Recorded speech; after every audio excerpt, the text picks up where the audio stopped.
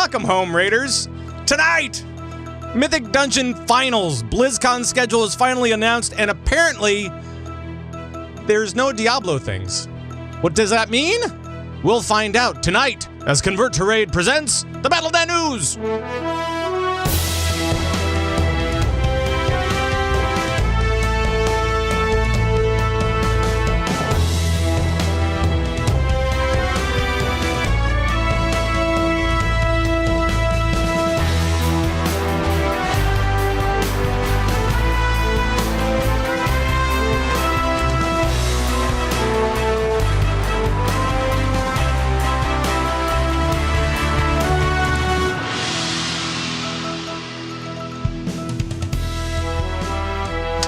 Welcome, friends. Take two. From the Battlenet News broadcast bunker in Minneapolis, Minnesota. Today is Rocktober 3rd, 2017, and it's now 10:12 in the p.m. Central Time. Thank you so much for joining us from all around the Blizzard universe, and hello. My name is Pat Crane. I am the host of this show, and as always, we have more players than you can chuck I don't know, controller at.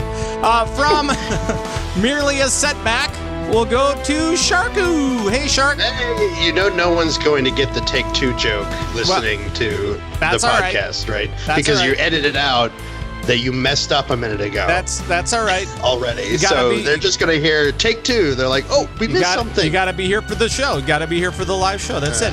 All right, from the Payload, well met, and the weekly intake, also with us, is back in his D2 onesie. It's John Horstmann. Hey, John. You know, Pat, they say that you should dress to impress. And I am happy to be wearing my Destiny 2 onesie, or Destiny 2Z, as I like to call it. Right. And I'm nice and comfy. Good. I relaxed, ready to go. I'm sweating through pores I didn't know I had, but it's worth it. For the gag, just right at the beginning. All right. And also returning from lagging balls, it is Thorn. Hello, Thorn. Hello, and thank you. Yeah, you bet, buddy. It's nice to see you back here. Second time on the show, right? Indeed. All right. Well, welcome all. And as usual, we'll take a little look at what's going on in your gaming lives and see what the hot topics are with you guys. Shark, how is raiding going? We're raiding. Yeah. We are. Actually, the Asparaguys, we all got into the game, and we all played that video game, and we downed heroic Kill Jaden last week. Congratulations. Or that's 2 weeks ago, maybe. Yeah, I think it was a couple weeks ago, yeah. So we were, working on some stuff, just grinding up. I switched to tank. We're doing all sorts of things. Oh, that's right. How's tanking going? I'm tanking. I'm getting hit by stuff, and it's not hurting as bad. That's good. See, the thing with the tank is you can stand in the poo. Right. So I should have been playing tank the whole time. Yeah. Well, actually, hold on. Easier. Hold on a sec, because I remember you from Firelands, and when you were playing in Firelands as a Blood DK, was it? It was the next expansion. Oh yeah, sorry. It was Orgrimmar. Was it Orgrimmar when you came in? No. Oh no, it was. It was Dragon Soul. No, it wasn't. Leishen. Yeah, it was a Leishen. I just remember you coming in and just like standing and stuff, and everybody going, no. The first night I joined you guys, I got knocked off the platform on Leishen. No. And Darius is like, yeah, that's so. This is Shark, but introducing Sharku. But that's good. That's good. I'm glad that you're having fun. Yeah, with, we're having good. Tanks. And then we got into the game this week. Mm-hmm. And we're like, well, we don't have any new content to do because we already killed the heroic boss and got ahead of the curve. So let's do mythics. So we went mythic raiding and killed Mythic Goroth. Hey, nice. Congratulations. Nice. That's awesome. Killed him in like 5 or 6 pulls, I think. It wasn't too hard. Awesome. Got him down. So Asparagus Initiative, officially a mythic raid team. Good. Awesome. That's Congratulations. That's great. Thank you very Just much. in time for the new expansion to be Exactly. Yeah, that's Well, right. our goal was always ahead of the curve. We wanted to do everything on heroic, and we did that. And so now our new goal is whatever the next mythic boss is until the new stuff comes out, and then we'll Right. go Awesome. back.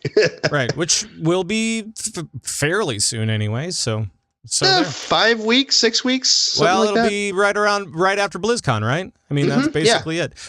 Hey, John, what have you been up to? Hi. Because you've been away for a little bit, and I wanna know what you've been playing and stuff. Because you're playing a lot of D2, right? I am. I am. I'm D2zing a lot right now. As in And Destiny 2. It's as D2zing. That's the proper verb. Right. To If be he was used Diablo, amongst if he was us. Diabloing, it would be D3ing. But he's not. D3zing. D3zing. Sorry, messed that up. Mm-hmm. Yeah. It's all right. But So, how do you like it? It's so much fun for me. I tell this to everybody though, if you're not raiding in Destiny, you're doing it wrong. And the Destiny 2 raid is so much fun and so funny. We've got one guy on our raid team. He's just like Shark, just so innocent, so precious. Mm-hmm. Topping the Can't meters, help but just being awesome. chuckle and laugh. You know, there's Jitter. mechanics in these fights. They're very mechanically challenge. I don't want to say challenging, but they're very Intense? mechanic heavy Yeah. fights. Yeah, they're mechanically intense fights. We've got a guy who's just like Shark, who just wants to stand wherever he shouldn't. Right. And there are no tanks in D2, so it's a lot less fun for us. But it is so funny. I've never laughed so hard with a raid team in my entire life. Good. And Good. man, I'm just having a blast and trying not to play Overwatch right now. Well, Why? why is that? Yeah, it's just. Or should we talk about? He was about to should have a we- drink. Maybe we should talk about that when we get into the Overwatch section. How's that? Sure. All right. Great. We'll do that. Thorn, you and I actually raided together last week or this We last week. did. And you were funneling me gear. It was really great. So, because I have my new little troll druid over on your server, and I was like, oh yeah, let's just start a horde tune and let's see what this thing is all about. And actually, I've been doing pretty good So on proud of that you, tune. Pat. I'm already up to like item level 9-10 or something like that, Nice. and yes, man. that's great. That's great, and that's all just from like one raid. Yeah. and then all the new content. So Yeah, it was you weren't all- in voice, which is good because our team gets a little dirty. right. As you can imagine. so. I'm used to that stuff, so that's not a big deal at all. Good. I mean, No, you but know, I'm glad that worked out. I'm a raider. I'm not.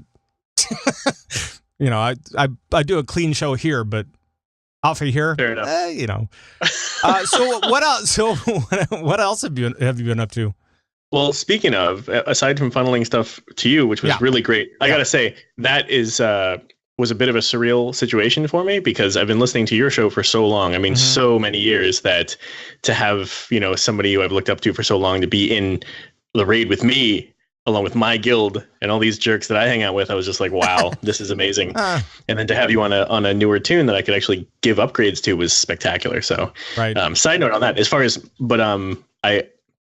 I don't know if the RNG gods were looking favorably upon that or what, because I got 3 upgrades in raid this week, including 2 heroic 4-set upgrades. Wow. Because I've had the 4-set. I was fortunate enough to get my 4-set early, but in normal, but I haven't gotten a lot of upgrades since. So Right. that was a really good. Good. A really good outcome of that. And then Awesome. on Overwatch, I've been continuing the Reign of Terror with my May Golden Gun. Oh. So we can come back to that. I see, John, I see your face. We can come back to that in the, the Overwatch section. What? And then otherwise, getting back into Heroes of the Storm. I'm a support main in Heroes of the Storm. So it's been really good getting back into my boy Rhaegar. Okay. Because, What are you doing? Go heal. Exactly. The best thing he says. Finishing people off as a wolf is just spectacular. And then I'm really looking forward to the Brightwing changes that are on the PTR and hopefully coming through. So we'll see. Awesome. Yeah. And okay, so before we get into the show part of the show, I just kind of want to talk about a couple of different things. Number one is that last week I talked about that we had CTR embroidered patches for the backpack, for the little backpack thing, where they're going to have the Velcro back essentially on there. So we decided to make a couple of different patches, and we needed to hit a certain amount. And so we threw it up on Etsy. So if you go to converttrade.etsy.com, you can still get them there. There's one for the CTR Guild, there's one for the CTR show, and then there's also a package for both, so you can get a little bit of a discount on that stuff. Also on the Etsy store are those coloring books, the CTR community coloring books that we offered up for the Kickstarter. Awesome. I still have the proof. Hold on one second. So John wants me to blow him a kiss, so but I'm not going to do it. It was on the floor. All right, so here's the coloring book. That's the front of it, and nice. There's a bunch of different artwork from like I think there's 9 different artists, and we have 20 pages of art. So I mean, it's really great, and so you can go pick that up over at converttrade.etsy.com as well. What? I had to politely decline coloring a page or drawing a page because my drawings were too intricate for the standard human being. Yes. So yes, the drawings turned out black. That was it. Those old felt ones where you can't really color outside the lines. Kinda. That's what I want for next year. You can buy those big. They're like 35 inches.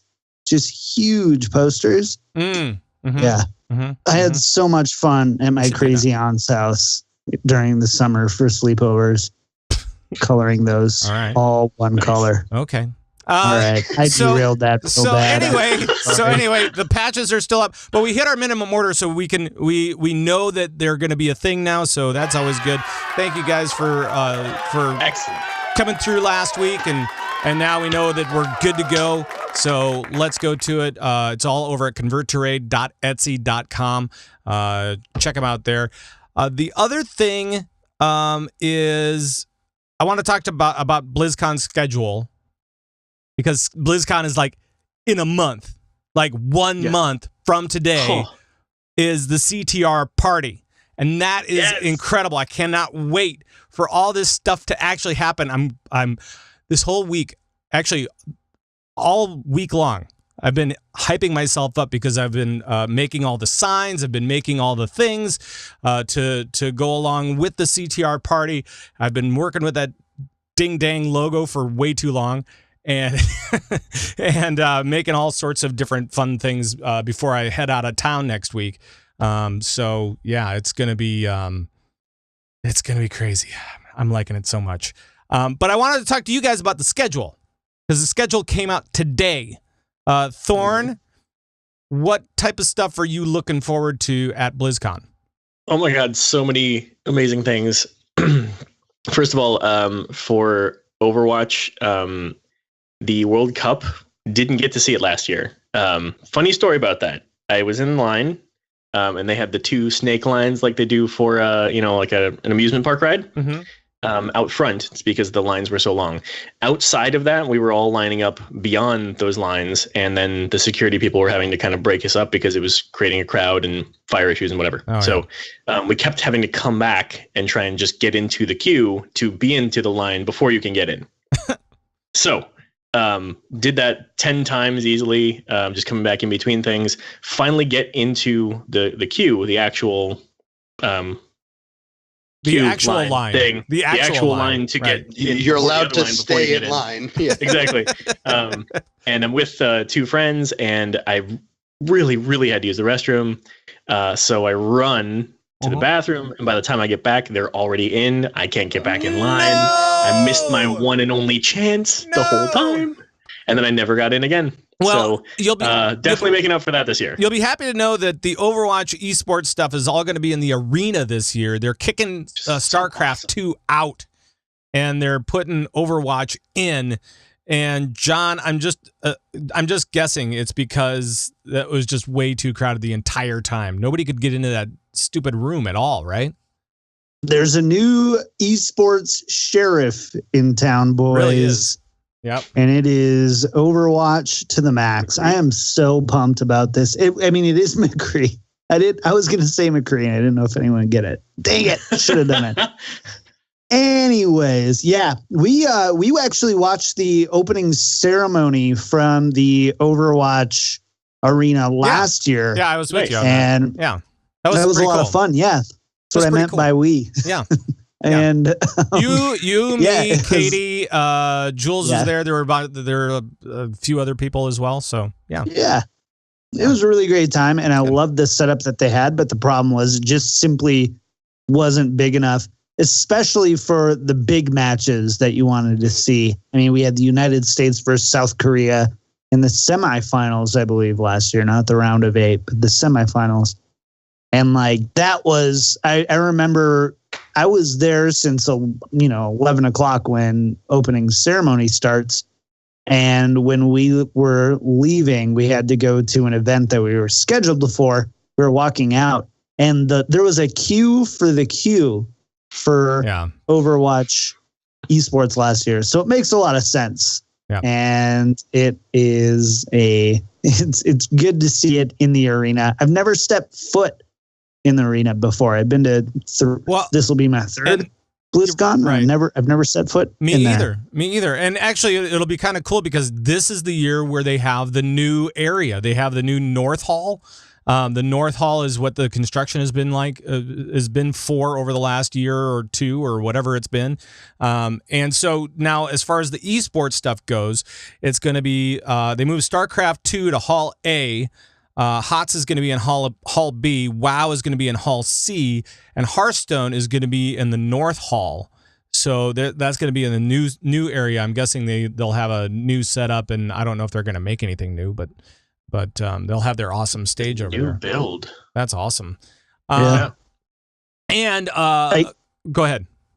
I was just going to say, I do think, though, and this kind of goes into esports, but we're talking about Overwatch. There's the signing window for Overwatch League is October 31st. I think we're going to see some exciting stuff like Overwatch League, maybe a couple of show matches from great. Some of the official teams and stuff, too. That'd be great. You can see there's some little strategic spots put in the esports schedule that looks just about right for a best of 3.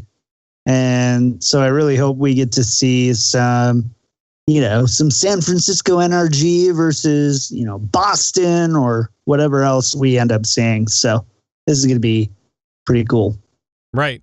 I really am kind of looking forward to this new space as well, because it's really going to open up a lot of things, and it makes it even huger this year than it's ever been. So, I mean, that's just thinking about that. It's great that every game has its own place. Every esports game has its own place.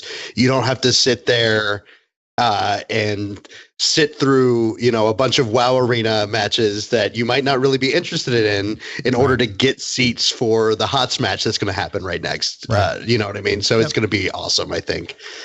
Yeah. Yep. I am. And there's so much to see. There's so much to see. I know I'm going to end up being torn between Overwatch Finals and the Heroes Finals. Yeah. I mean, just because the Heroes Finals last year was so incredibly hype, and it went right into the concert and everything. I think it bled over into the closing ceremonies even, and I couldn't tear myself away. It was so good.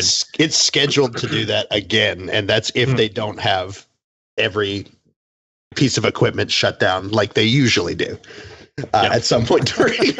Well, wait, aren't they changing things this year though, so that all the you guys mentioned seeing the opening ceremonies from the Overwatch area last year, which I didn't even know they were doing that. Oh yeah, they're doing that this year, right? Where all the same things in all the same places. You'll be able to watch. So as far as like at the site, you'll be able to watch the opening ceremony from any arena or any part, because they'll have all those video screens all tied in. And so that's not really a big deal. But when it comes to the other stuff, there's going to be limited viewing from other places, I'm guessing. Usually it's just in that one area. That's the only place you can see it, unless, I don't know, unless you're walking by some special area or something like that. Like the control room is actually really cool. They have that out in the open. You can go and just hang out there. I did that last year for like 5-10 minutes. Nice. I was just like watching everything. I'm like going, oh my God, this is so amazing. All this gear is so great.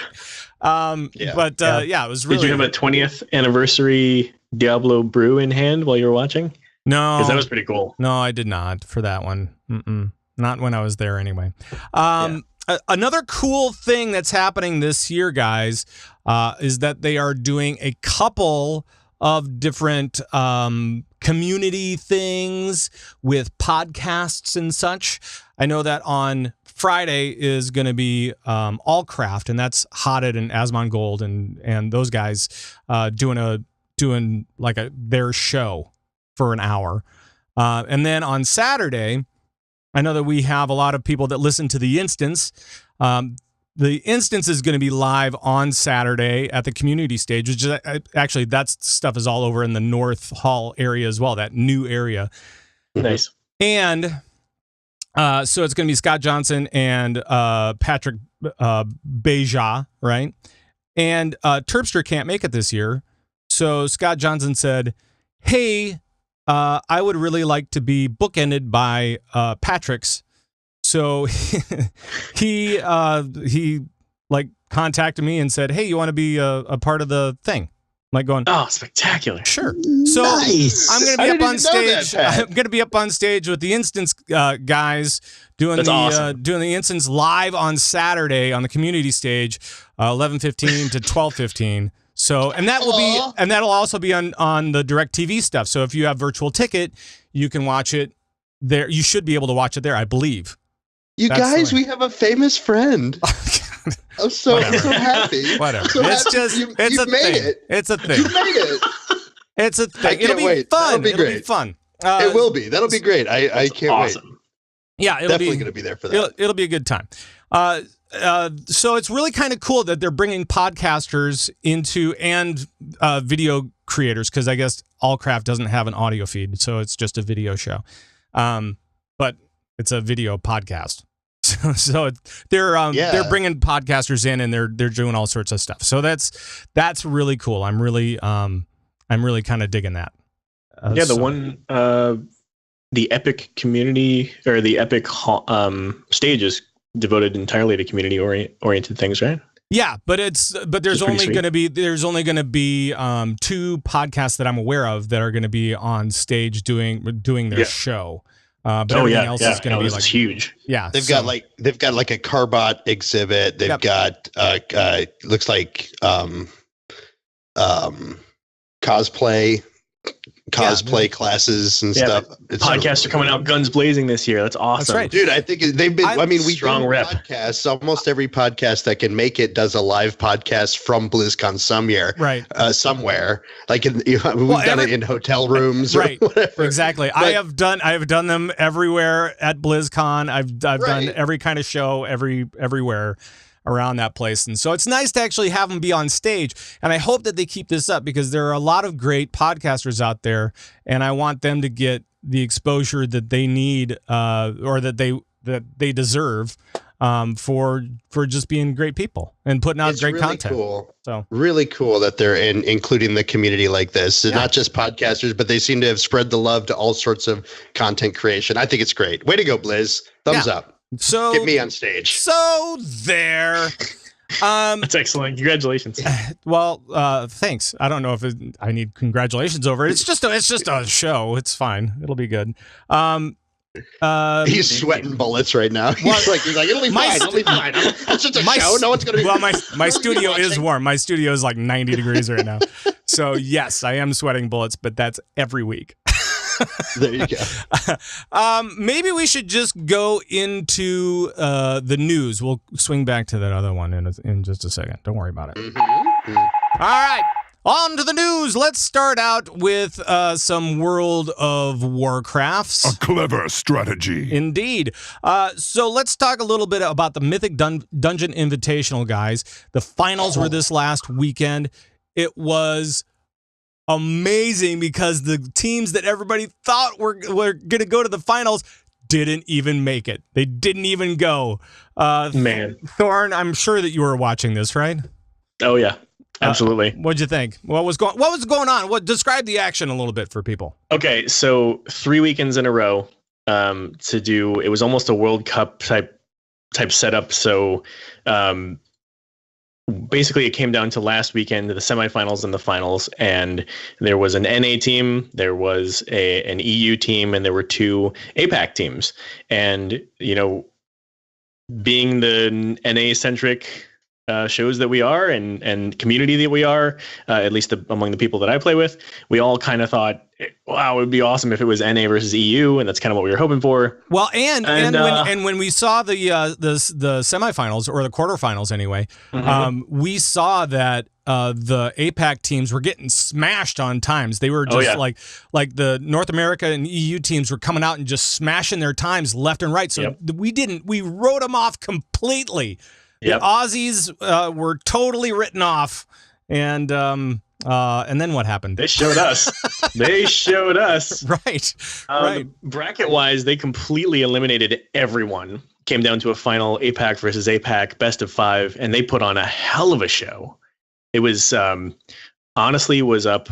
Honestly was up 2-0. It was third game of 3, game point already on the third match. And then Free Marcy comes right back with a solid win. Just kind of squeaked it in there, but then went on to win 3 in a row, take it to 5 full games, win in the 5th game, having won 3 in a row to take the championship. It was everything you hope for in a tournament championship series. And it went right down to the wire. It was a comeback. It was a comeback performance, and that last match, that very last game, I think it was decided by under 30 seconds. And when you're talking about a 30-minute dungeon, I mean, that's pretty intense. Well, game 4 was decided by 4 seconds. 4 seconds. Right. Honestly, already beat the dungeon, but their death penalty was higher than Free Marcy. So Free Marcy, after honestly already beat the dungeon, Free Marcy had 30 seconds to finish killing the boss in order to still do better than their time after the penalties. And it came down, they did it with 4 seconds to spare. It was just, and the first game honestly destroyed Free Marcy. Free Marcy had so many deaths that they broke the counter.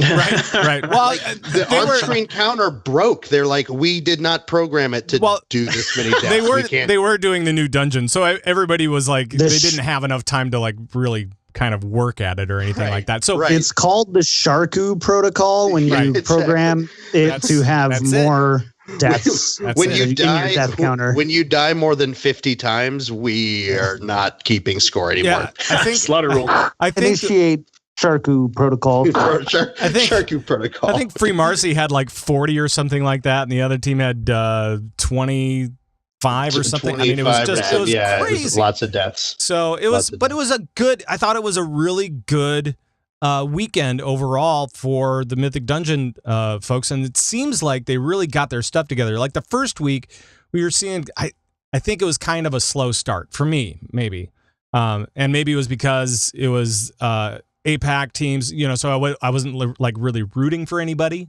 I was just kind of watching. But this last weekend was just phenomenal. And I'm not going to go back and I'm not going to say that Mythic Dungeon Invitational is going to be like the next esport. It's going to be the next new thing or anything like that. It's going to be a ton of fun. Don't get me wrong. I don't know, Pat. There were 40,000 people watching the finals. There were 50,000 people when I saw it. Yeah. So 50? 50. Good Lord. So I saw 60, so I don't know what you guys were looking at. That's great. I love that stuff, but I just don't know how, if they go back to the well too many times, I'm not sure if that's going to necessarily stick. So I don't know. Fair point. I don't know. Wrong. I feel like the piece of it that is the wild card in this is that Mythic Dungeons are the thing that the widest audience can relate to. So everybody, whether you're pushing mythic keys and pluses and that sort of thing or not, you know these dungeons, you know how these are supposed to go. And when they pull a weird trick, like stealthing past a group is kind of something that you might expect in a speed run, but when they pull something like where they'll CC a mob you didn't expect and then pull just one other one or something like that, or the one situation with the hunter who feigned death to blow out the pull that was supposed to come with one of the bosses. I mean, those are things that you just, they're kind of like, whoa, never thought to do that. Right. You know? Well, and actually it was kind of cool. You're kind of leading me into the next little bit, because there was actually a Forbes magazine interviewed lead encounter designer Morgan Day about the Mythic Dungeon Invitational, and he was kind of talking about some of those weird, quirky things that they found out and all that kind of stuff. It's actually a decent read. I mean, I don't necessarily know if it was there a ton of stuff that we learned from that? I don't think that there was a ton necessarily, but it was pretty interesting from the from the backside of it, because the interviewer asked a lot of really interesting questions. Things like, how does this affect class balances? And some of the insights that he shared were that for things like raiding, they're looking at class balancing all the time. Yeah. And for things like normal dungeons, they're looking at class balancing all the time. But when they get into some of these higher end keys, not only are they trying to design the encounters around the affixes, so for one of the examples he gave is if you design an encounter where something drops on the bad on the ground and you don't want to stand in the bad, that's one thing that we all know as raiders is don't stand in the bad. As players, really. A shark doesn't know that. Shark doesn't know. He's fine. He's learned. He's a tank now. He can take it. My spot. Right. Exactly. My spot. Yeah. But he had to talk about balancing anything that they want to drop on the ground with an affix that would add to that as well. So those are elements that you never think of. If you're a game developer, you probably do think about it, balancing all those sorts of things, but getting into the mind behind all of that sort of thing is very interesting. They also talked about hotfixes that they were looking to do during the matches and how they actually stopped doing that because they were inadvertently giving advantages to teams that had gotten through with something before they fixed it for the others. Right. And so, it's kind of neat to see what actually ends up happening behind the scenes at a tournament like that. And he did say that they learned a lot as far as like some of the ways that they routed themselves to make sure that they were timing their cooldowns properly, and with bloodlust and all that kind of stuff. So it was actually kind of a cool read. And there's actually, yes, John? I just wanted to add you can something. Break in if you want. Before, I'm just too nervous. I get like waving. a stink eye sometimes. like what?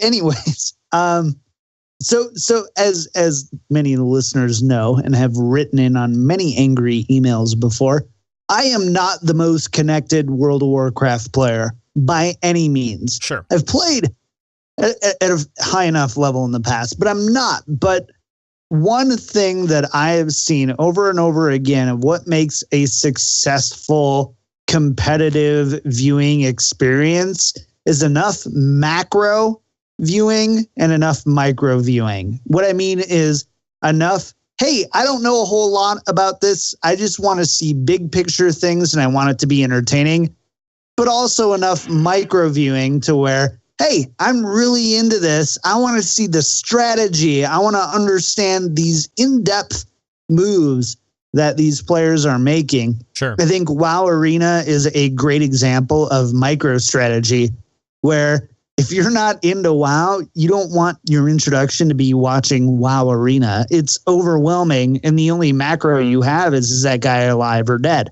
Right. In Overwatch, I think, is a great idea of macro viewing. You can kind of see the big picture. Is the cart moving? Is it not? Who controls the payload? But there's a lot of micro in that. And I think I was so impressed and I was so surprised at how well they framed that macro and micro.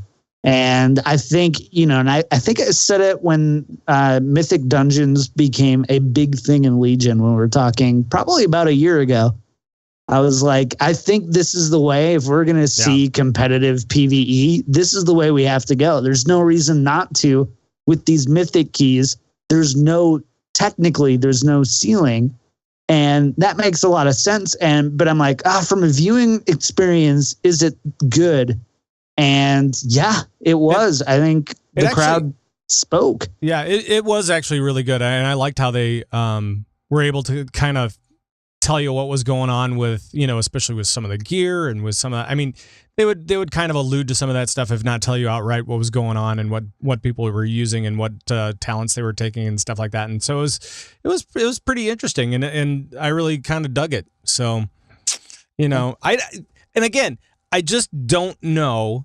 And I guess we'll probably find out, because I know that they're going to go back to the well again, because it was a big success. But I just don't know if it's going to be a regular esport that people will latch onto, or if it's going to be one of those things where after a few times people are going to kind of go, I get it. Or maybe it's with every new dungeon or new expansion or whatever. They do something like that. Yeah, I think there was a few things, at least from me. I think narrative is super important for esports. I think it's kind of hard to have a narrative around a format like MDI. I think it's really hard to follow. I mean, people obviously latched on to their favorites pretty quickly who are connected. But people who weren't is like, why am I cheering for these guys? I don't even know what any of these guys look like, or if they have streams. Can't honestly say I'm fans of them. A lot of people I know just tuned in because their favorite World of Warcraft. Dang, I kept wanting to say Overwatch. Their favorite World of Warcraft personalities were casting. Yep, were providing color commentary. Yep. Sloot and Trekkie were great. Sloot was the master of the puns. That's for sure. Yep, Sloot they even got pulled out it a for pun sure. jar at one point because to add some money to every time they made a pun. Somebody was calling it the Mythic Pungent Invitational. Nice. Yeah. But I think for this to succeed, number one, there needs to be a more consistent narrative. And I think that means from how do you find your team and how do you really follow them and get invested into them and their story. And I think the second thing is at the end of the day, that progression bar was nice, but I wish that they could tell a better story rather than showing that progression bar. And I think that's something they talked about in the full Forbes interview, as well as how do you make the content more of an arc rather than a fight, trash, fight, trash, fight, trash, fight. And I think those two things, which those are totally solvable problems. I don't think it'll make World of Warcraft a front and center esport by any means.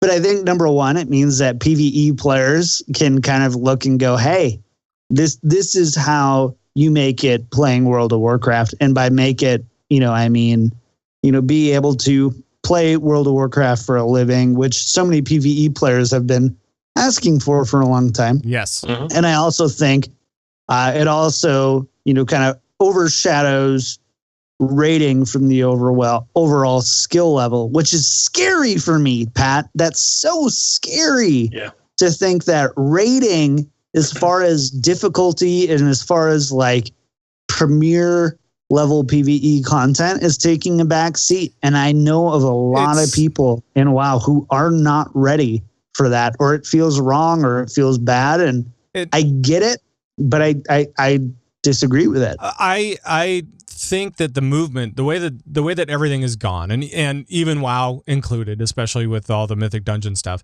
I mean, we've seen these teams that were, because we used to have 10 and 25 man, right? I mean, and that's kind of the way that it was. And 10 and 25 were kind of balanced a little differently, and so 10 man had a little bit less eye level than the 25 man stuff, and everybody was mad about that. So then they made them the same, and then they did and now it's kind of like people are shifting their group sizes so much that it's hard to tell exactly where WoW folks are going to land. And so now you have the Raiders, the Mythic Raiders, that are still doing their thing, 12 years strong, whatever it is, and that's really great. But then you have these other guys, these smaller teams going, well, where's my content? And now, and then WoW just went, hey, you know what?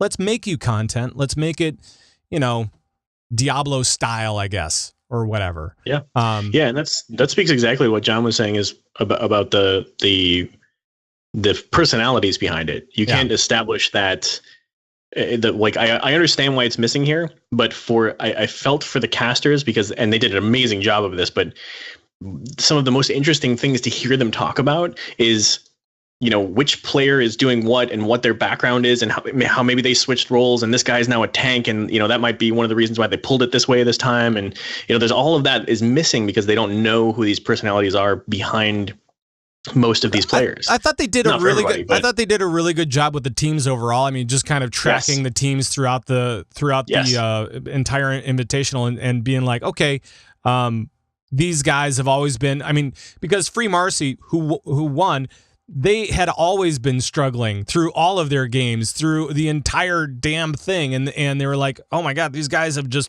had to fight and fight and fight all the way through this thing. Mm-hmm. So it was really kind of cool that they pulled it out in the end. It was just like, oh my god, that was. I think cool. For me, I think it's a time thing, not an energy focus thing. I think they did everything that they could with the time they have to build that narrative.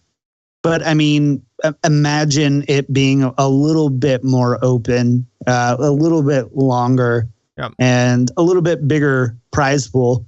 Maybe at the end having a LAN, right? Was it even LAN? I might have missed it, but I don't think it was LAN, right? So I don't think so. It was all remote. Yeah, so good. I didn't want to. Dang, John, never hedge your bets. That's why there was no stage or anything. Right.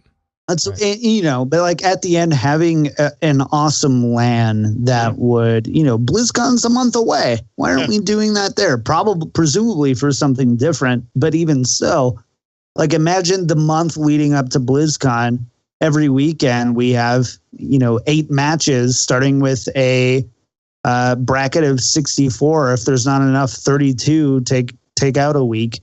Right. And, making it a more all-encompassing format. I think this was a great proof of concept, but I think the iteration, which inevitably is coming next, is going to really end up being where this is going. Yep, and I'm looking forward to seeing where it goes for sure.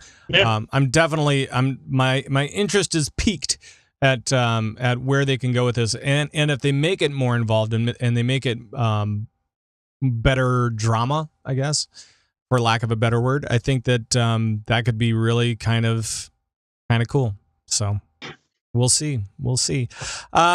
In other WoW news, I know that so for BlizzCon they've been doing all these different videos and they've been kind of showing you these things.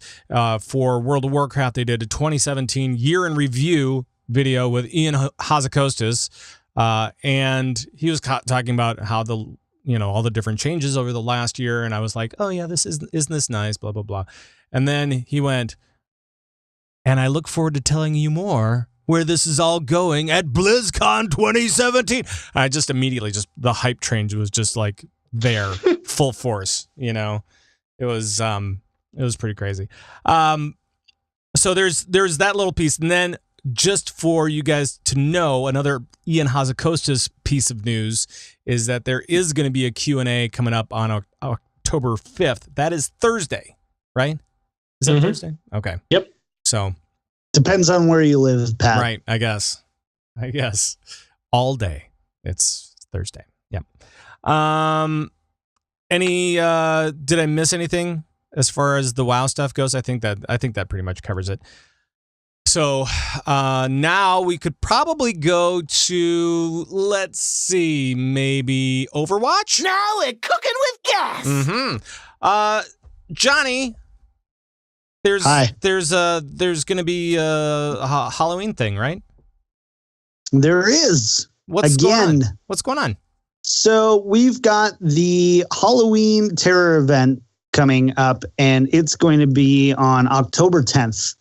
Is when it's going to be starting. It's going to be going through, when's the end date? There was an end date somewhere. Before BlizzCon. Before BlizzCon. Right. So that's happening. It is presumably going to, based on what we've seen, we are going to November 2nd. Boom. There it is. All right. We are going to be seeing some new skins. So presumably it's going to run similar to how the summer games ran this summer in the sense that you will have last year's skins, which are available for purchase or acquiring at the normal rate.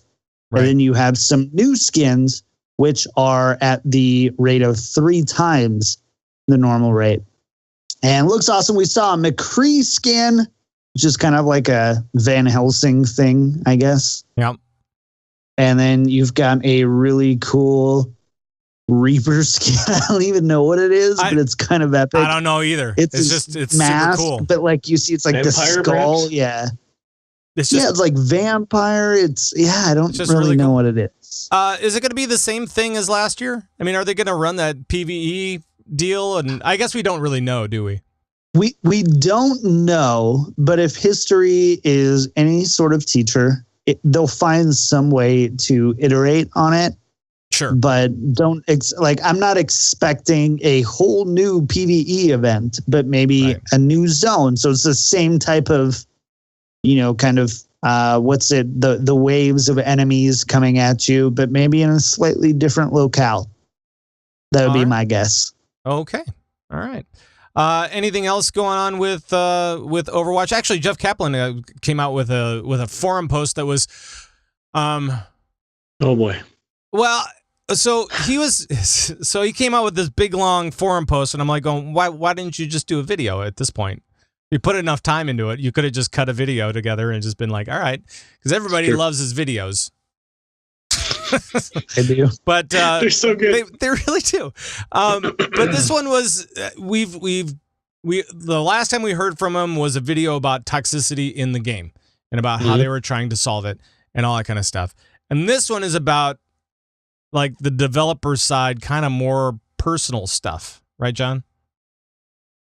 Yeah, this is. I mean, Jeff has kind of solidified a reputation of being able to be candid and transparent and honest with the community without the community just totally blowing up on him because of the way he positions himself. And I think just the level of respect that he has from the gaming community. And that's been a lot of hard work on his part. And basically, long story short, somebody initially posted like, do the devs even listen to us? Which, is like, welcome to Monday at Blizzard, because that's, it's the same thing over and over. Right. And all of us who have done podcasts with Blizzard and we've followed these games closely and don't look at the things for just what we want to see or hear, but try to look at them as objectively as possible. Sure. We'll know that, yes, they absolutely do listen and see the feedback.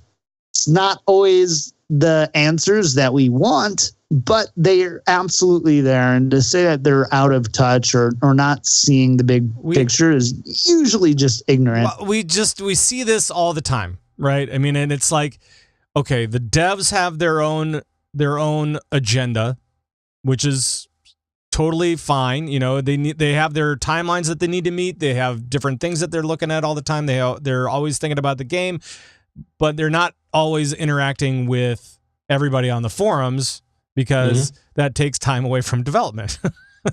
Yes. So that's why they have the community managers a little bit, right? But the community managers can't tell you everything that's going on that they're working on. They're not developers. Because number one, they're not developers, and number two, they don't want to hype anybody up for something that might not happen because it's development. It's not. This is absolutely for sure going to happen. So then, there's a lot of stuff you can't say. And the whole point of the post, like the blue post from Jeff, was something like, a bunch of pages into a post that was specifically accusing them of not having a large enough dev team on this game. Right. That is where this all started. And if you want to talk about a game company that doesn't put enough resources behind their games, it's Blizzard Entertainment. I know, we have this problem constantly. Like, what? These guys do anyway. I have a different perspective on this, I guess, because there's definitely small teams that are, they're so in tune with each other, but they're too small to actually deliver on objectives and objections that come from the community in a meaningful amount of time. And on the other side, you have these huge, large companies. I think of like EA is a great example of one where they just have huge development teams, hundreds of developers at their disposal, but you lose that individual artistry and input that you want to preserve from that small team. I've always kind of heralded Blizzard as being right in the middle, like imagining it like a teeter-totter. Right. Is that what it's called? Seesaw. Sure. For some of you not from down in the Midwest, we call them teeter-totters. And I've always thought Blizzard was really good at being right in the middle of big enough to get done, but small enough to know the kind of pulse of the rest of the people on your team. I think you had your microphone cut out there for just a brief little. Yeah, it's a real tough problem. Every time I start to curse, it just cuts off. It's amazing. That's Pat's advanced editing techniques. That's right. Right. That's it. But I don't know. I've always felt like they've kind of done that, and inevitably, it's always not fast enough or too gut reaction, and they don't let it, hang out long enough. And there's very rarely that Blizzard is praised for making a needed change to at just the right time, because it's tough. If it was a change that was needed, the right time was immediately. So you're always late. And if it wasn't needed, you always did it too early. You can't win in that scenario. It took years. It took like a decade for the WoW team to realize that they needed to be able to push small changes and bug fixes quicker. And they're finally at the point where they're starting to do it on a regular basis before there's actually a need for it, which is actually kind of cool. But I mean, it's, Overwatch is a different beast. So I think we just gotta, I don't know. Yeah. See, because I watch these Jeff Kaplan videos and I'm like going, he gets it. He gets us. He's one of us. One of us. Right, but it's tough because it's still a big behemoth of a game. So I don't know. At the end of the day, the big thing that I took away from it, and I hope other people will as well, is number one, understand the limit of your perspective. I think a lot of people want to, be like, this is my experience and I've had it for 40 games, therefore it's everybody's experience. I'm a really smart landscaper in Owatonna, Minnesota. The end. No game development history, no anything else. Just like, here's my experience.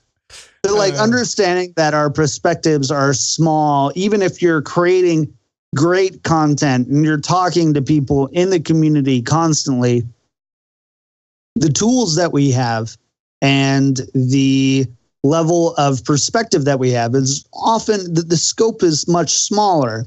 It doesn't mean don't give feedback. What it means is realize the scope of your feedback. And I think that's a really important thing for everyone to be with. And if you ever get personal with your feedback, if you ever be like, if you're one of those people who have made threats to a developer, if I find you, I will hunt you down. And I will give you a swift drop kick. So you're threatening people that threaten people. Okay. All right. Exactly. I see what it is. You're saying I'm not better than you. I am you, but I am just redirecting it at you. No, I'm doing it in the name of love. It's some Boondock Saints stuff right here. I'm gonna kick some booty because out of love. I'm not actually going to physically hurt or harm you. I'm not gonna lie. I'm not a fighter. I'm a lover. But please don't. Just please don't. Right. It doesn't be more help constructive anything. with your feedback, right? And it means because I'm the hip hop anonymous, and I think you need to be hip hop anonymous more constructive. It's the hip hop eponymous. Yeah. No, I like this better. Anonymous, Right. because I'm anonymous on the internet. because he's anonymous. Yes, his lyrics are Anyways, marvelous. Spectacular. right. the big thing here. All right. I like hearing from developers, and when you're doing that, I get to hear from them less. Right. Please stop. That's true. That is the true part. If we try to beat up on if we all try to go to beat up on the devs of any game, it doesn't Blizzard, whatever. If we do this, we have seen it before where the devs just say, "Well, I'm not talking." That is not where we want to be, guys. Nope. We want to. Soul in chat says kick booty in my D2 onesie. And there is a lot of room for impressive gymnastics. I will say that can definitely happen. It looks like it's a very roomy onesie. So I'm just a really skinny guy who buys the onesie two sizes too big. Right. Actually. Right. The measurements were misleading online. All right. Let's see. Was there anything Heroes of the Storm at all? There wasn't. Was there? I mean, we've got esports coming up. No, that's not esports. Yeah, we've got esports coming up, and that's always good. We have a little bit of Hearthstone. Well met, Johnny. Real quick, what's going on in Hearthstone? Mike Donay and Ben Thompson actually both did interviews this week just about the design process and kind of where the team is at. We're at the calm before the storm, not the calm before the storm. Which are amazing. Right. Row in chat is kind of leading up there. We'll see you on November something. Second or third? Second. I think it's second. Sorry, right. Row. Right. Yeah. So get this. So the BlizzCon schedule is as followed. November 2nd, which is the Thursday. That is Con Before the Storm. There's actually going to be podcasts leading up and beyond that, all kind of related to that. But the actual event, Con Before the Storm, is Thursday. Then Friday night is the CTR party. Then Saturday is the thing. If you're going to BlizzCon, you got to come to the community theater to go see the instance live with myself and Scott Johnson and everybody. So there. So that's it. All right, go ahead. Well, so we were talking about the calm before the storm for Hearthstone. Because they're coming out because they're going to be making their big announcement at BlizzCon. Right. Exactly. Right. So we're going to be getting a new expansion. Surprise. And yeah. So that's going to be happening. Ultimately, though, I don't this was a great interview with Mike Donay, but it wasn't by any means the most revealing. They're working on new stuff. They iterate on it a lot more than many people think. They try a lot of different things, and they have, again, a large enough team to make big changes, but a small enough team to stay in touch with each other. Those were the big things I took away.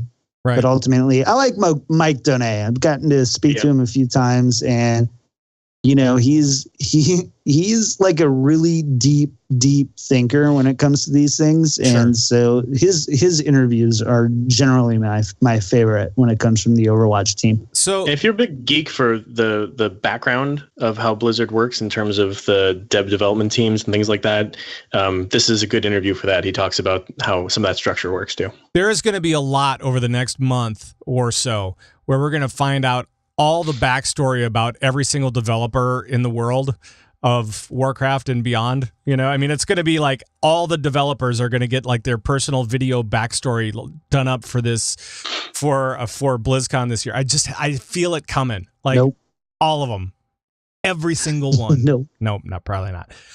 There is one thing that I want to talk to you about, John, though. And I like Hearthstone. And bad decks, I know. It's just that I think right now, man, I'm struggling. I'm struggling with the new meta because they nerfed some stuff, and so everything's kind of moved around. And I'm like, you know what? I'm just gonna get to level 20. I'm gonna get my card back and get out. I'm like, oh man. But and there's so much other stuff to do because Legion stuff. I mean, so much to do in Legion, and I can't even get to Overwatch very much. Yeah, it's ridiculous. What a time to be alive, guys. What a time to be alive. What an age we live in. And there is actually some really huge news all about Diablo. Which doctor? This doctor. That's right. And the huge news about Diablo is that there will be no news at BlizzCon, and there won't even be panels. I didn't see a single panel about Diablo at all. Shark, I want to get you in on this. Do you have any thoughts? Do you have any thoughts about why there is no D3 at BlizzCon? I went and looked. My original thought, because I was looking at how people, like, what exactly was said and how people were announcing and all these different things and what was going to happen at BlizzCon, to see if they're like, we're not going to have any announcements about Diablo 3 this year, because they would have an announcement about Diablo 4, but they didn't word it that way. They said, we're not going to have any Diablo announcements at all. No Diablo. Right. But the way in which it was delivered was in a blue post.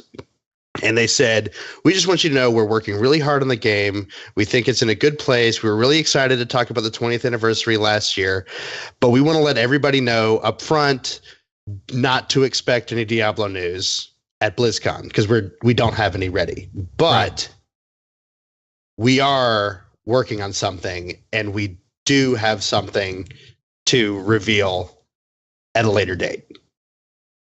So I guess that's good news.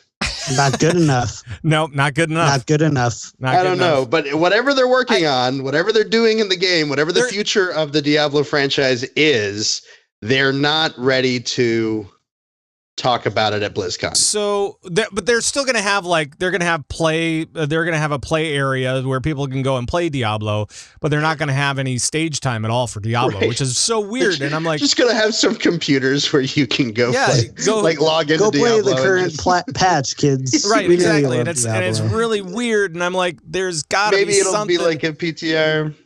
And they have a couple panels, like they have an hour-long panel or a 30-minute panel about the visual effects of the Necromancer at one point. Oh, do they? I didn't see that. I didn't see that stuff. Yeah, there's I think got a community panel too. The guys from the West March Workshop are there. Right. I did see that. Yeah. So I mean, yeah. But it's that's very literally low-key. the only two things scheduled for the entire event. So yeah. I don't, maybe they're just trying to focus on stuff they have ready, and they've got something big up their sleeve, I'm guessing, for probably Overwatch and Warcraft. I mean, there's something going on with Warcraft. Well, I don't know what it is. They're actually some stuff.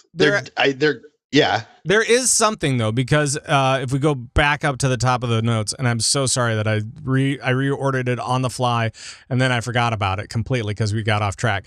But there is a new thing from Blizzard that has yet to be announced that was kind of announced through a job posting that was dredged up from the site.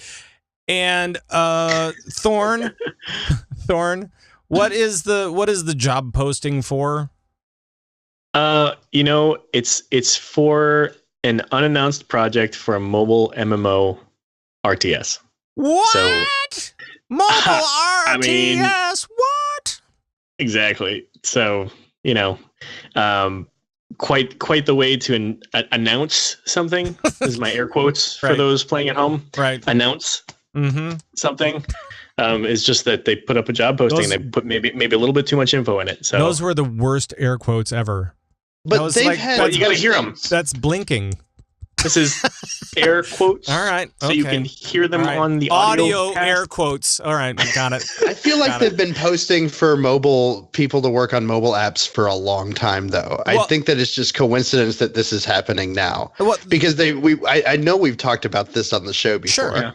Sure. Yeah. Well, they bought King last year, right? Right. And so, Candy Crush, whole deal. Along with a collective wince. Yeah. And so, I mean, they have the resources to build more games, and now it's just try to build really, really good games. They're just they going to actually- make the Jewel Crafter toy in World of Warcraft a mobile experience. What they actually did is they took everybody from King and made the new chat app, and that's it. Right. Now they're all fired. That's it. That's it. Now they're all gone. Just make us a chat app, okay? Now Right. get out of here. Pack your bags and Get go. out. Yeah, just throw that away. Just throw it right in the garbage. So Blizzard Crush Saga. So that's kind of cool. So maybe we'll hear more about that at BlizzCon as well. MMORTS. So it's the WoW fishing app is what it is. We've been needing that. We've been needing that. No. But yeah, back Collective ground. No.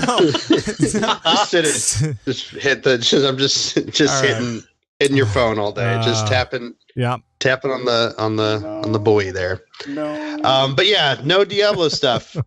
Right. I do appreciate that they came out because last year, remember, we were all like we were all conspiracy. Like, did you see when they had that first video that they had the dice? It was landed on the 4, and so it's going to be Diablo 4, and and then everybody was like, "Oh, the Necromancer." Yeah. And not even an expansion. Just Nope. they're just going to make it. It was just no. Oh. That had nothing to do with it, apparently. So And we get to play the Diablo 1 for a week. right. Cool. Exactly. Thanks, guys. All right. Well, let's move into esports because we've actually got quite a bit to cover tonight. So let's do that. I can dig that. Yes. Let's talk HGC first, and I'll throw it to Shark. Hey, Shark. Sure. What was going on with all things HGC? Well, we're going to do this first thing. Yeah. There's some big news coming out as far as esports goes in the EU.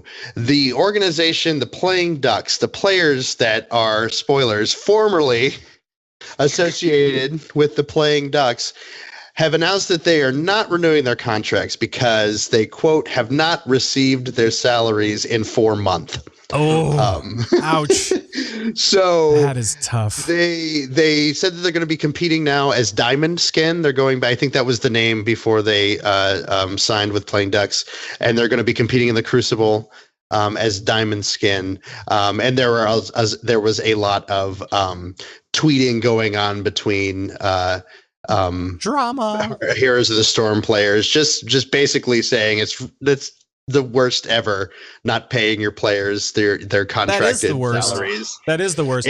I can't believe. Yeah, it's and what are they going to do? Sue them if they don't have money to pay them? They're not going to have money for a lot. Like, what are you going to do? And this is the problem that I see with a lot of esports out there right now is that there's not enough money put into it. Where with Overwatch League, we're seeing these teams being bought for $20 million. So I mean, those guys we know have money. And we also know that they're going to be spending a lot of it on that first year to their players and making sure that they have like a regular paycheck and all that other kind of stuff. So I'm happy about Overwatch League. I just want more people to model after that if they can. So yeah, and I mean it would be great, but unfortunately this isn't the first time something like this has happened in the world of esports, especially with Heroes of the Storm. So it's just unfortunate and inexcusable, I think. Yep. Don't sign people to a contract unless you have a very specific plan on how you're going to pay them, and preferably the money in the bank. Come on. Right. That's just not get a professional look it over. Right, exactly. Well, that's the other thing. Contracts. Don't sign something without having a lawyer look it over. Right. Or somebody with some law experience that would pro bono for you or something. All of you esports future Hall of Famers out there. Right. But yeah, that's if you're ever signing something legal, make sure you know exactly what it says. Sign a contract on your own. Like Sinatra. I mean, even the 17-year-old Sinatra, right? Right, Sinatra. He had his mom sign it. He's 17. Yeah, he's 17. He's 17. With his agent and his lawyer, Pat. Yeah, right. I know. Exactly. I know. So there you go. So let's talk a little bit about HGC because the playoffs are done, right? So we're done. We know exactly who is going to BlizzCon now. Who's going to BlizzCon? We've got from the third team from the NA is, and I'm almost sad to say this because They beat my boys. They got Gale Force. Tempo Storm is going to be going to BlizzCon. I really wanted Gale Force to go, but I like Tempo Storm too. But I was like, no. And they beat the pants off of them. Tempo Storm came out in the playoffs this round, and they were just ridiculous. They were talking a lot about how they had this big boot camp going on, and they came out. I watched the last match, and it's a map that Gale Force was 6-0 on towers. They were 6-0 in the tournament, and Tempo Storm was like 2-4 or something like that. And Tempo Storm, it was relentless. Like Dreadnought was like, when is it going to stop? Like it was just, they were everywhere at all times. The Gale Force couldn't do anything. It was a slaughter. So Tempo Storm looked really good, and they took it. And then from the EU, Team Expert filled out their third slot. So they are going to go to BlizzCon as well. So congrats to those two teams. Let me see. I actually don't have it pulled up right now, all of the teams that are going to be at BlizzCon. It's not fair, though. I mean, that they are a team of experts. Right. It really says... It's kind of like they're the expert fair. team. It says right there. Team Expert. I know from NA teams are going to be Roll20 and Team Freedom and Tempo Storm. Maybe they're an expert about teams. You know what I mean? Like they're a team expert. They're not in the they give seminars. Heroes expert. Nope. That works. EU is Dignitas and Fnatic and Team Expert. And then I know MVP Black is going. Something about bunnies or something, the fluffy bunnies. I don't know what. That's an excellent name. There's like a Korean team. I can't remember. I don't know. But yeah, I don't have the list up. So how many teams? So how many teams are going to BlizzCon total? 16 teams. Okay. Yep. And they're actually going to be playing the week before, right? They will be playing the week before. They've got group stages that they have to play the week before. I think it's only going to be 8 teams at BlizzCon. I think they're going to just do the semifinals and the finals, or the quarterfinals and the finals at awesome quarterfinal semi. Yeah, right. Exactly. Well, and that's and that is basically the entire week leading up to it. And I think, is it the weekend? No, it's the week previous, isn't it? It's the week previous, and then they have it ends on Monday or Sunday, right? And then they have a few days to recoup, and then they start playing again on Friday. Right. Got it. Well, that will be cool. I'm so looking forward to seeing those guys at BlizzCon on their own stage, and nobody's sharing a stage anymore. It is really nice to see Tempo Storm doing well again. I miss the old Tempo Storm with Dreadnought and all those guys. That is cool. The heyday. Yeah, that is good. I'm liking it. Well, let's move on to Overwatch League a little bit, John. We have the Shanghai Dragons. We talked. Did we talk about that last week? I think we did. I don't remember. Maybe not. I don't know. But those guys were just unveiled their team logo. We had another. Was it the LA team? One of the LA teams announced their roster as well. Yes, this is really cool. There is a really cool 4.5 minute video announcing the new San Francisco team. San Francisco team owned by NRG, which is best known as Shaquille O'Neal's eSports franchise. And to help him introduce the roster, he had himself, J-Lo, Marshawn Lynch, and Michael Strahan. What? So it was crazy. And they all, at the same time, they all announced that they were investing a pretty significant amount of money individually, each into NRG. So J-Lo's getting into eSports. Cool. Look out. So, yes. So she's still Jenny from the block. I was you beat me to it. I was gonna say, yeah, never mind. Which map? You were gonna make a butt joke. All right. Wow.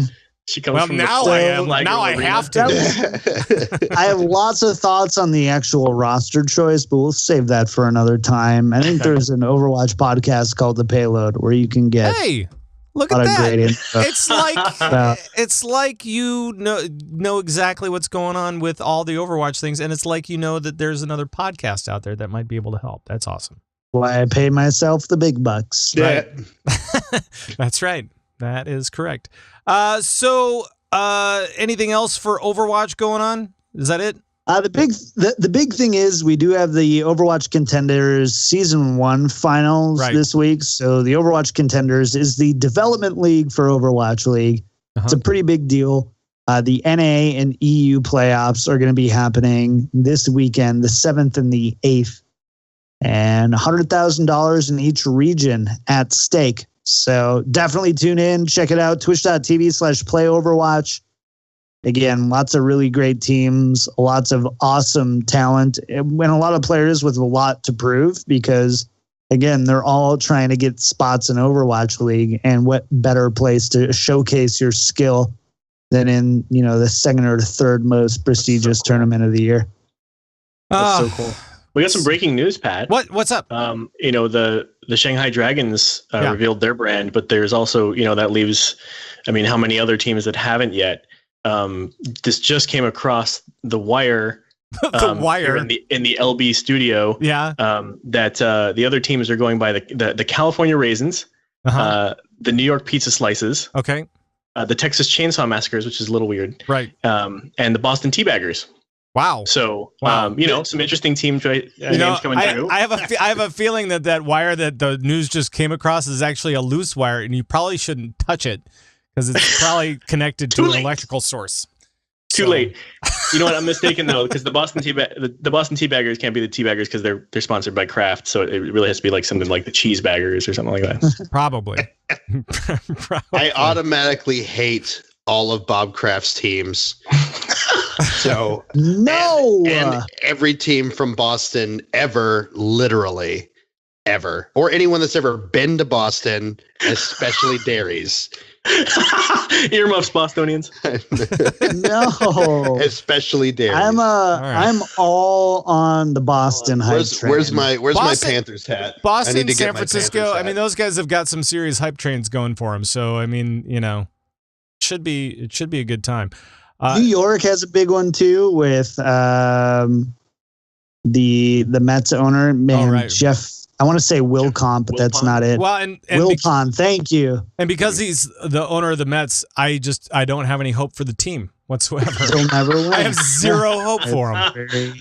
Zero hope. Very true. Ever. Like they'll always be like the cute team. They'll always be like, or the team of thugs or the team of thugs, Mets. Like the Mets back in the 80s, right? But yeah. but good try, guys. They just won't win. They'll be full of character, but they're just never going to win.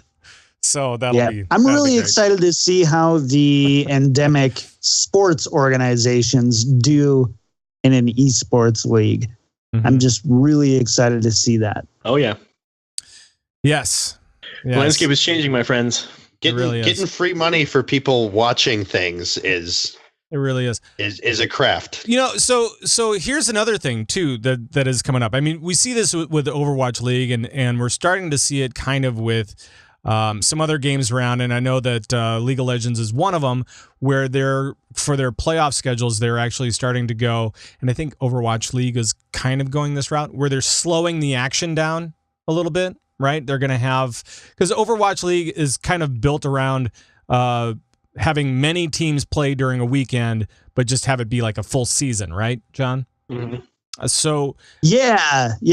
So it's going to be So League of Legends actually is doing the same thing, and they're trying to make it more appointment watching, where instead of doing one of threes, the best of threes, now they're just doing the best of one. So if you miss it, you're like, oh my God, I missed it.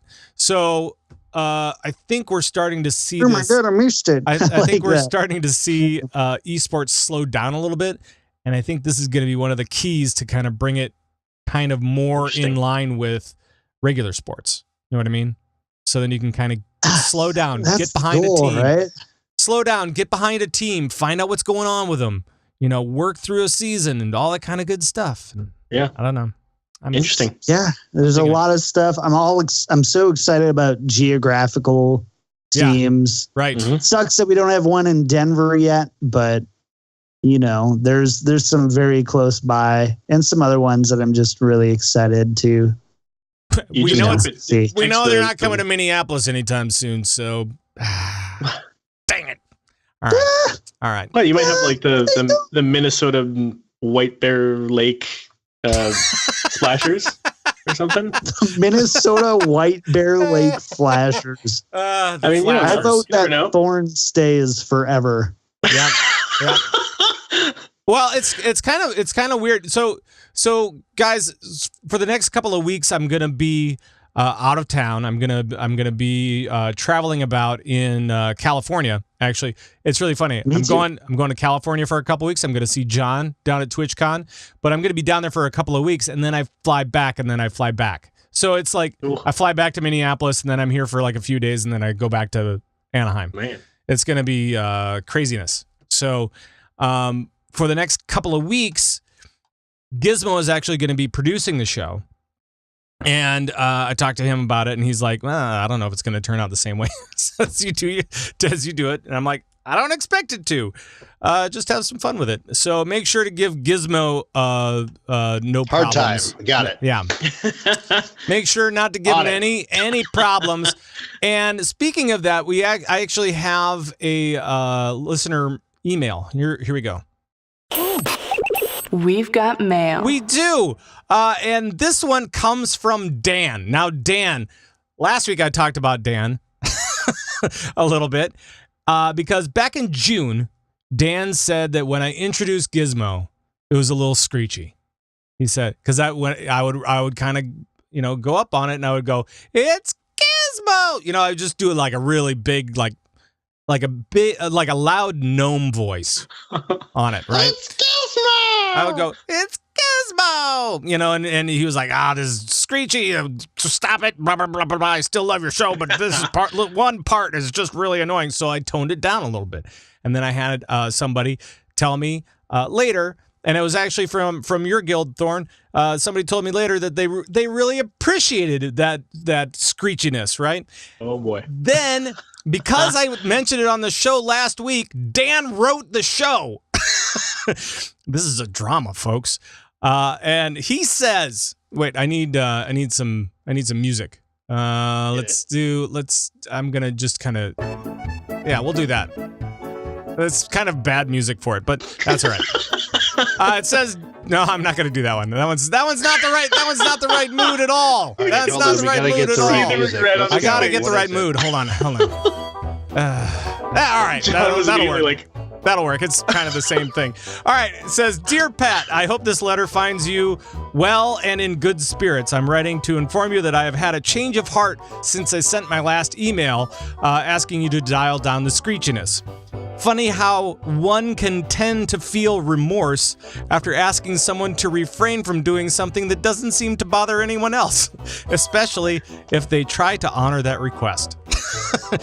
The humility you displayed in considering the personal request of an otherwise unknown constituent like myself speaks volumes of you and serves to shame the requester by virtue of your kindness. So essentially, he was going back. So well put. I know, it really was. Here, I'm gonna bail on that. But it was this lovely little apology. So thank you very much, Dan. It made me smile like a lot. Very funny. I think from all of us, we would like to say thanks, Dan. Thanks, Dan. It's Dan. I think Daniel, I hurt myself. Sorry, Daniel. I think I hurt myself. Dan. I think I hurt myself. All right. We appreciate you, Dan. Was there anything? Was there? I think we are totally wrapped on the show, right? There's no more stuff to talk about. Gizmo will be taking over for the next couple of weeks. We'll still have the gang of troublemakers in here, a bunch of them. Oof. I can hardly wait. Gaggle. I can hardly wait to see how you guys break my show. It's going to be great. But first, let's talk to these guys and find out what they're doing this week and how you can join them in what they're doing. And we'll start with Sharku, who seems to be doing a little bit of air guitar, air banjo. It's an air banjo. You got to get it right, Pat. Right. What's going on with you, bud? you can find me on Twitter at Sharku_CTR. I'm going to be streaming a little bit on the stream. I stream the raids usually, which is also twitch.tv/Sharku_CTR. I'm on the Merely a Setback podcast. Right. And we do that every other week. So we just had an episode come out. So please go and check that out. We're on iTunes or Apple Podcasts. So check that out. Right. Episode 3, we talk about paladins and we talk about artifact weapons. And it's a lot of fun. So. Ooh. Johnny, what are you up to lately? What do you you got the few shows, right? Yeah, so we're doing Well Met Monday nights, 7 p.m. Pacific, twitch.tv/BlizzPro. We're doing the Payload Thursday nights, 7 p.m. Pacific at twitch.tv/BlizzPro for all your Hearthstone and Overwatch needs. And if you just need a little lighter show, it's just about general gaming and me goofing off with Minnesota Twins closing pitcher Trevor May. You can find that by searching for The Weekly Intake on your podcast catcher of choice. Otherwise, find me everywhere else at Kick Tripod, Twitch, and Twitter. Unless they make it through the playoffs, in which case then it might be a little bit until you can get a show going again, right? He's on the DL, so he's not traveling with the team. All right. I got it.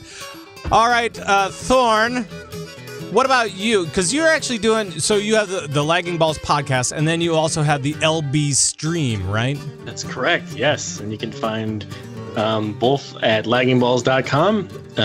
You can find me on Twitter at Thornbrow, and the show at Lagging Balls.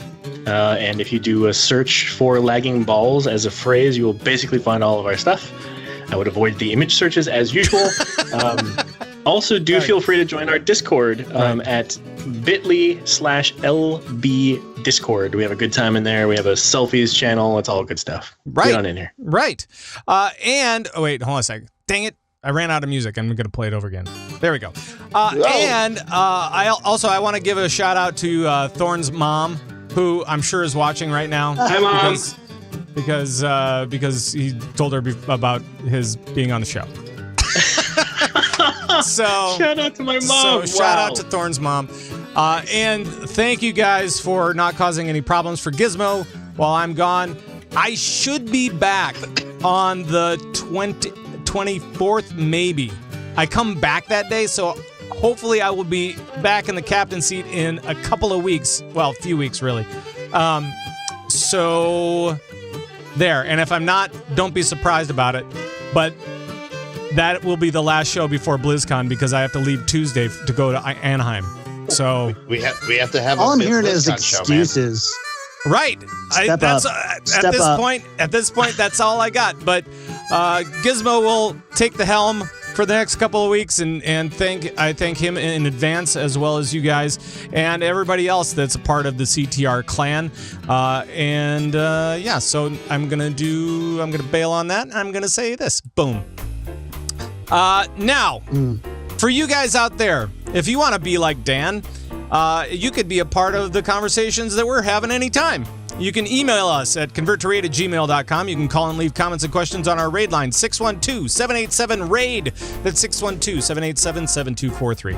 You can also join the Bazoobaguabo Nation by heading over to converttoraid.com. That's where we have our show downloads, our audios, our videos, our Discords, infos, and all the guild stuff and everything else. So go over to converttoraid.com and check it out. We're also on everywhere that you get podcasts and YouTube as well. Look at that.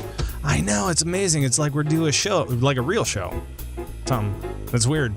I don't know. I can't explain it. All right, Convert to Raid is produced and distributed by Signals Media. Make sure to check out all of our friends on the Signals Media All-Star Network at signalsmedia.com. And that is going to be it for my final show before the final show before BlizzCon. My final show, not these guys. These guys are going to be back. We hope that you guys had a great time. Thank you, Twitch chat, for joining us. Thank you for picking us up no matter where you are. We really do appreciate it. And guys, thank you as well. It was a great show as always. And for everybody here on Convert to Raid, bye-bye, everybody. Bye-bye. Especially goodbye to you. And bye, Dan. Bye. car. We'll see you later.